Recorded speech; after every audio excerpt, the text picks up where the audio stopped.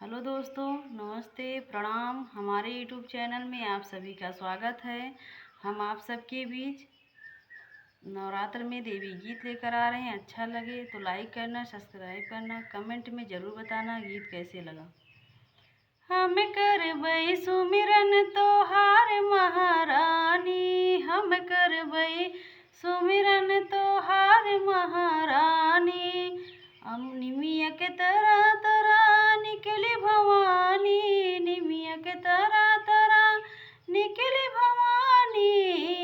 ऊ निमिया झपे सने लाग महारानी, ऊ निमिया झपे सने लाग महारानी, ऊ निमिया झपे सने लाग महारानी। हम करबै सुमिरन तोहार महारानी, हम करबै सुमिरन तोहार महारानी, हम करबै सुमिरन तोहार महारानी। अमवा के तरह तरह निकली भवानी, अमवा के तरह तरह निकली भवानी। ऊ अमवा बौरन लाग महारानी, ऊ अमवा बौरन लाग महारानी। हम करबै सुमिरन तोहार महारानी, हम करबै सुमिरन तोहार महारानी, हम करबै सुमिरन तोहार महारानी।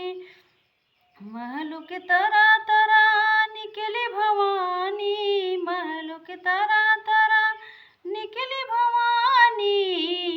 ऊ राजा बढ़न लाग महारानी, ऊ राजा बढ़न लाग महारानी। ऊ राजा बढ़न लाग महारानी। हम करबै सुमिरन तोहार महारानी। फूलवा के तरह तरह निकली भवानी, फूलवा के तरह तरह निकली भवानी।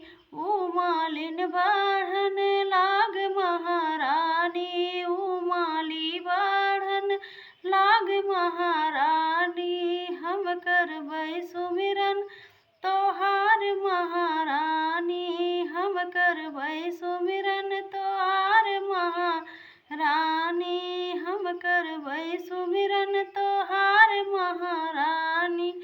हेलो दोस्तों, गाना अच्छा लगे तो कमेंट में ज़रूर बताना। अपनी छोटी बहन को प्यार दुलार आशीर्वाद ज़रूर देना।